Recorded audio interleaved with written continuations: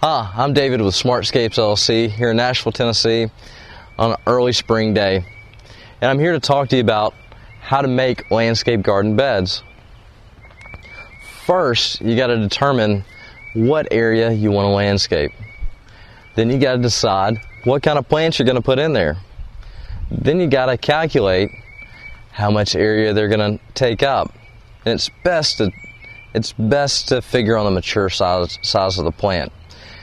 If you figure on the size of plant that's in the container when you buy it and you stick it in there, within a few years it's going to grow out of its space. Now what you see in front of me here is where we put in knockout roses. And we wanted these knockout roses to come together and grow together to be one big lush area. So we figured out how much plant space we needed per pot and we planted them for it. Now we planted it for the mature size and they've been sheared back from the winter. So here in the next month or so they're going to continue to grow together and be lush and beautiful.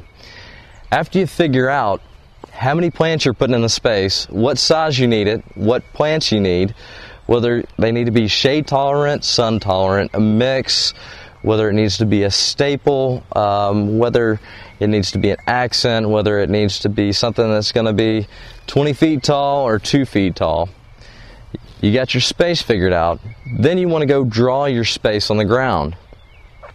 Some people use a hose pipe and wrap it around the edges of what they believe it's going to be. They'll measure it off and wrap it around the edges. Some people use spray paint. They make a yard paint that sprays up and upside down, similar to what you'd find on a football field. After you mark out the area, it's probably a good idea to go ahead and set your plants in there to make sure they're going to look the way you want them to look without having to add any more plants. After you do that, you'll want to go ahead and pull your plants back out of the area, and more than likely you're going to have sod or some sort of turf in the area. The best way to address that is to take a sod cutter and cut it up. Cut it up basically in rolls and haul it off.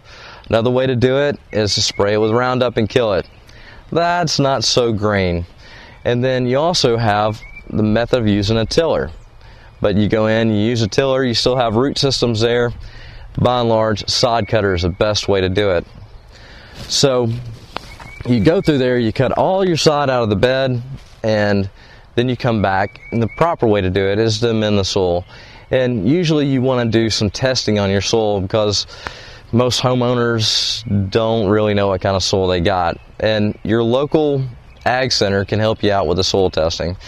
They'll give you a kit, you pull a couple plugs, you send it to them, and they'll tell you what amendments you need to do to be able to grow what. After you find out what amendments you need to add in, then you simply add in the amendments while you're planting the plants in the ground.